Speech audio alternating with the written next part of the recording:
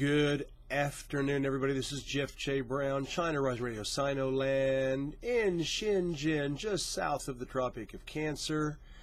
I apologize for the lighting. I'm in our new school, our little tutoring school, which is opening next week. Apparently, it's on this side. The light is getting prismed through the storefront window. You can see the trees in the background. You'll probably see some little, people walk by. So I apologize. I don't know what I'm going to do about this, but bear with me. This is not the best lighting in the world, but I do want to work on it. I really don't want to, have to move to the teaching table behind me every time I do a podcast and use my laptop, because here I'm using my PC.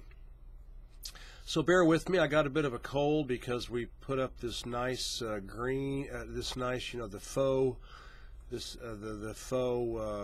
cork. You can buy that stuff that looks like, it's pinboard, faux cork. Put that up all over the walls to put up posters everywhere, and then right above us, above that nice tissue. That's French. I'm sorry. Cloth, le tissu. The cloth up above is covering, the foam, the wavy foam stuff. So there's the soundproofing in here is just really outstanding. It's like a studio. But the lighting right now sucks. So forgive me and bear with me, and hopefully after the next couple of podcasts, I will have gotten it figured out. Let's get to the heart of the matter. This is kind of a fun one. There are so many hyperlinks in this thing, not to mention a really excellent, somebody did a wonderful montage,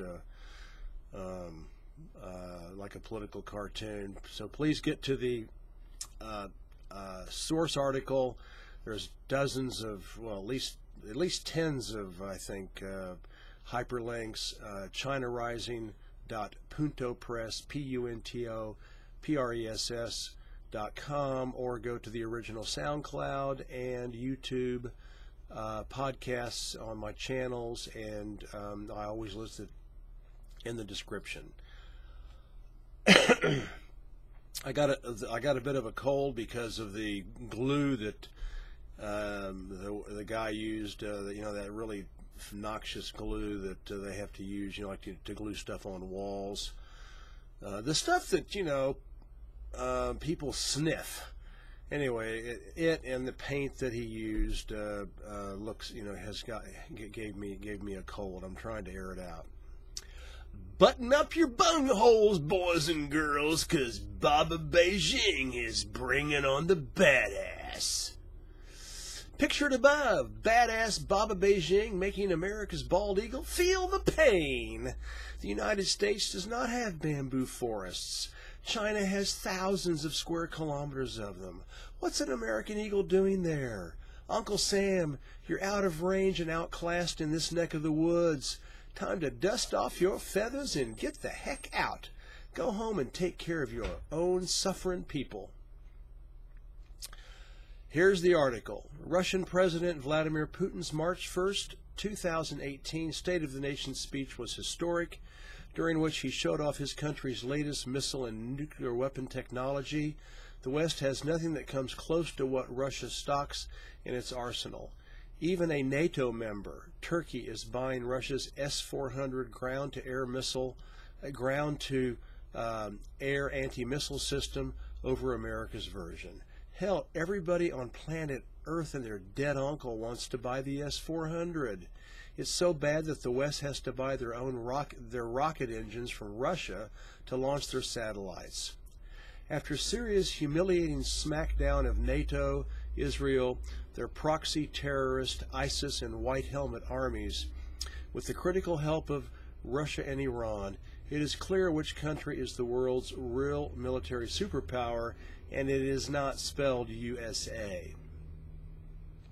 But Mr. Putin didn't need to tell you that. Anybody with a basic knowledge of military hardware knows that Russia has planet Earth's preeminent inventory and technology bragging rights, bar none. This is because Russia's military-industrial complex, the MIC, is a healthy mix of state-owned and private companies. Their corporate officers and employees are committed to protecting their country's borders and keeping their citizens safe. In other words, they are patriots and nationalists first, and making a profit comes second. There may be some corruption, but when you look at Russia's annual military budget versus what they are producing, it cannot be more than some background noise. Not so in Uranglo-land. The West's MIC exists first and foremost to loot trillions of dollars and euros onto weapon manufacturing corporation bottom lines, as well as dirty money going into the back pockets of the tens of thousands of parasites who are sucking the public treasuries dry. Senators, representatives, parliamentarians, government workers, lobbyists, consultants, shit-shoveling media whores who write, blog, and broadcast what they are told to publish, and the endless revolving door for military officers who become instant millionaires when quitting their public service to join the private gangbang of their hapless citizens. The West has socialism, and it's sure not for the masses. Everybody in the West knows that their MIC is more corrupt than open sewers and ocean-sized septic tanks, bilking them out of trillions of their hard-earned taxes. Yet they prefer to protest for and against transsexuals, guns, and abortion. You gotta hand it to Uranglo-land's owners. They really know how to play their citizens with 24/7 big lie propaganda, identity politics, and the endless dribble of false flag mass shootings, bombings, and Muslim dark-skinned attacks, all the while robbing them blind and slowly impoverishing their nations into developing world status.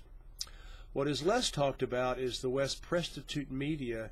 In the West, prostitute media is China's military technology capabilities.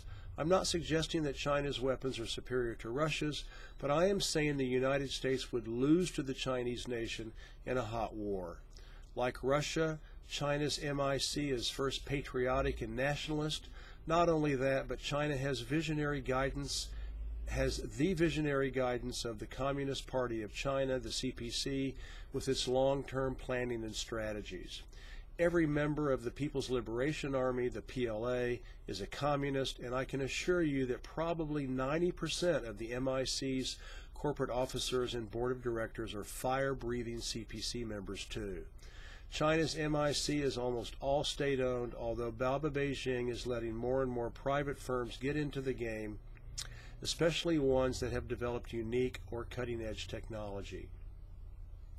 Like Russia, China produces a dizzying array of weaponry for a fraction of NATO's budget, suggesting that corruption is likely minimal. Not to mention that President Xi Jinping, a PLA officer himself, has cleaned house in the military, completely modernizing its structure along the lines of NATO. Examples: rapid reaction forces, smaller, more mobile units, while imprisoning, removing, demoting, disciplining, and fining thousands of officers who got too fat and happy before Xi became Supreme Military Commander in 2013. In order to secure its geopolitical interests along its coast and in the South China Sea, with the U.S. invading its waters and keeping important naval assets in Japan and Korea, Beijing is building a blue water navy at blinding speed.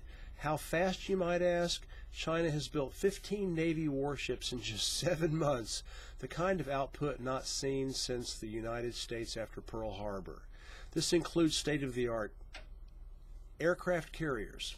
To supplement its blue water navy, China is developing a fleet of artificial intelligence, AI submarines. The PLA is at the cutting edge of using naval rail guns, something NATO admits they are way behind on, and China may be ahead of the Russians for this important technology.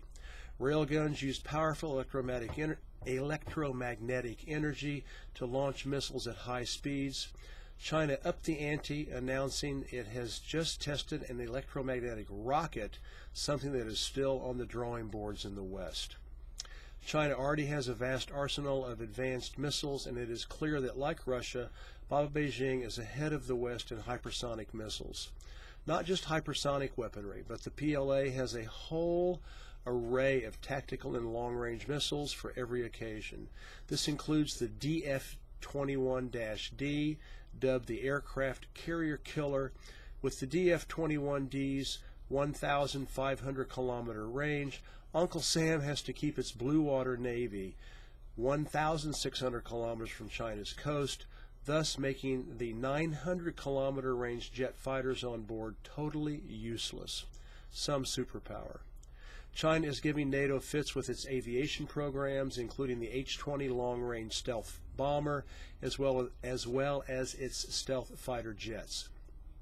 In sum, Russia is king of the global military mountain, but China is more than anything that NATO could imagine throwing at it. While NATO tries to take down Russia and China in the geopolitical sphere, these two fraternal countries are cooperating closely on the military front, conducting exercises together as far away as the Mediterranean and Black Seas. With everybody clamoring to get their hands on the much coveted S-400, China was early on the first to get the system in place.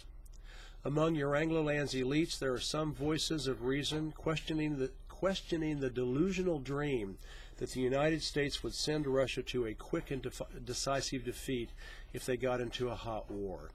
This article shows just some of the PLA's underestimated arsenal.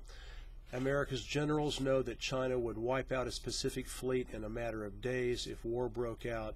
RAND, a private CIA / Department of State / Department of Defense geopolitical analysis group, just came out with a report entitled War with China. It admits that the PLA's improving military might is on such a scale as to make going to war with China unthinkable. So, go ahead and say it. The United States is not humanity's sole superpower, neither economically nor militarily. That's it, folks. Sorry about the craziness here. Mr. Jew, our repairman, came in during the podcast. I'm not starting over. We're opening Monday, and we've got a lot of work to do. Again, pardon the bad lighting. The sound is great. Anyway, share, send everything. China Rising Radio Sinoland, YouTube, SoundCloud, etc., to help counteract Euranglo-Land's big lie propaganda against China and every other country that has the guts to stand up to it. All the best. Take care.